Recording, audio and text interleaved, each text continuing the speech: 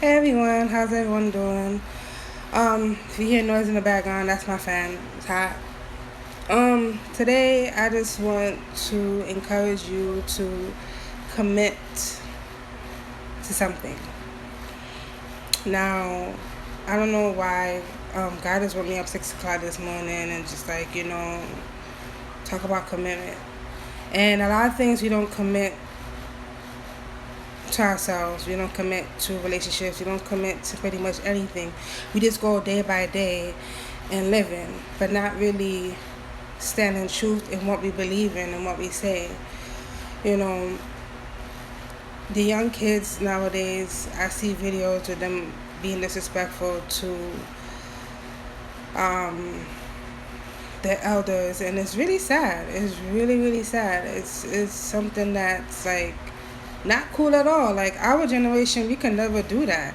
Yeah, they had disrespectful kids, and we don't know what goes on in everybody's household at that too. But at the same time, it's just really sad and heartbreaking to see that they physically abuse these parents, their grandparents, and people sit there and don't say anything.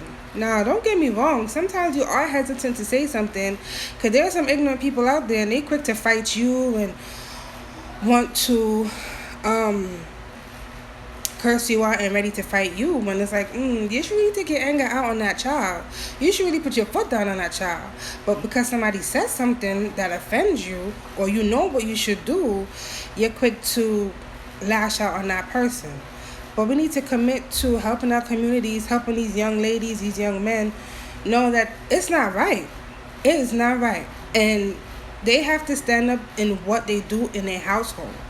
All starts from home. Kids just don't act out in school or act out in other people's homes, other places, out of nowhere. It starts from home. And if your child is kind of sort of like a chameleon that's very nice and calm at home, and then they act out in school, there's a reason why as well. And we have to stay committed to our communities and kids. We have to stop videotaping these foolishness and say something. You know, it could be you. It could be somebody that you know, or even if you don't know, we have to help one another and really stay positive in this negative situation.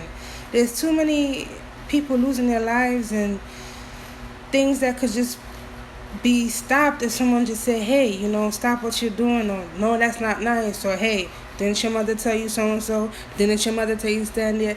Like, I remember growing up, we couldn't get away with anything because even if we walked up the block from our home or around the corner, there was always somebody saying, hey, or they don't come and tell, they discipline you and they go and tell your parent, and then all hell break loose. But now this young generation is so sad, and I just want to talk about really committing to make the world a better place. We can't be angry at the news and angry at what's going on, which is not right. But at the same time, what are we doing? What are we doing to help our community, ourselves, our lives as better? I would want, if my son is out there not doing what he's supposed to do, or someone hears me saying something, I don't mind if someone say, hey, didn't your mother say so and so? You don't have to put your hands on my child. But I wouldn't take offense to that because it shows me that you're looking out for my child and you're looking out for me. We don't have eyes in the back of our heads and know everything, but we need to help one another in a way that we shouldn't feel afraid to tell someone, hey, stop what you're doing, or hey, calm down, or just cut it.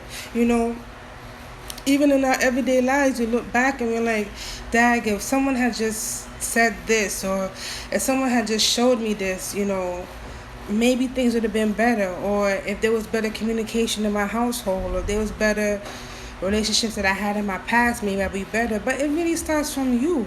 So what are we really doing to help our community? What are we doing to help other young ladies, other men grow up in this world to be the doctors and lawyers, or even owning their own business in this world? What are we doing to help our community?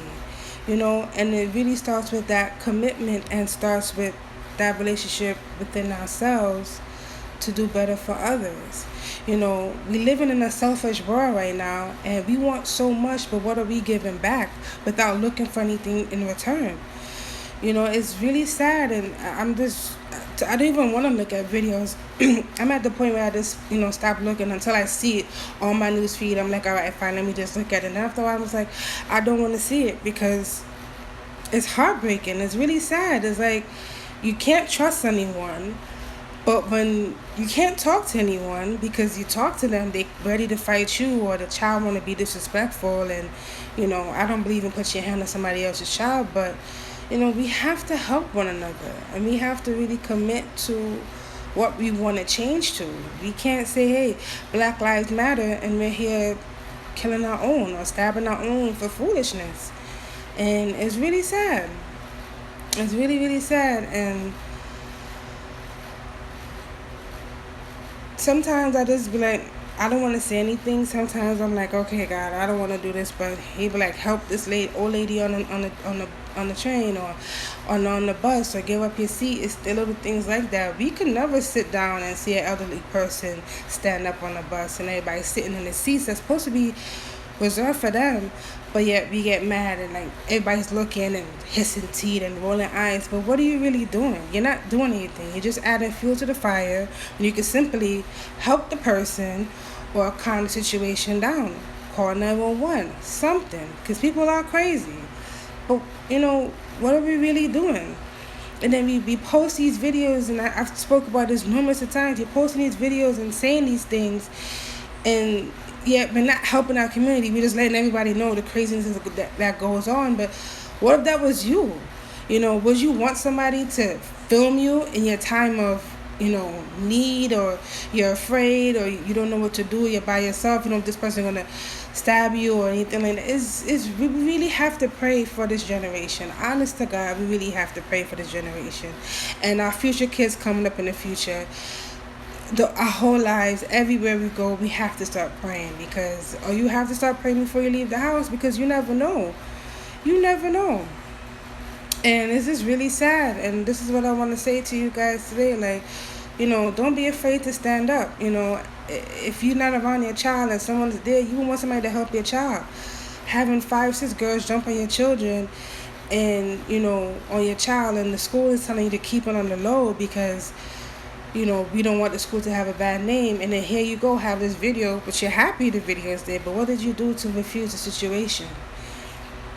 And just beating up people and in groups and things like that, it's been around for many generations, yes. But it got to the point where somebody could get laid out on the floor and everybody just walk home like it's nothing.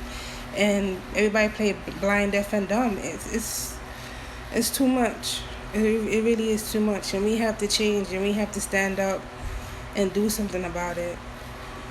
And the educational system have to do something about it as well. And we have to be strong in who we are and commit to who we are. If we say we're God's children, we have to make the world a better place as much as we can. In spite of people thinking about how Christians are, we have to show them like, hey, not everyone is like that. That's a stereotype. We're going to love. We're going to change our community and change our loved ones. And this is what I really want to say today. So everybody have a good day. Bye. Change.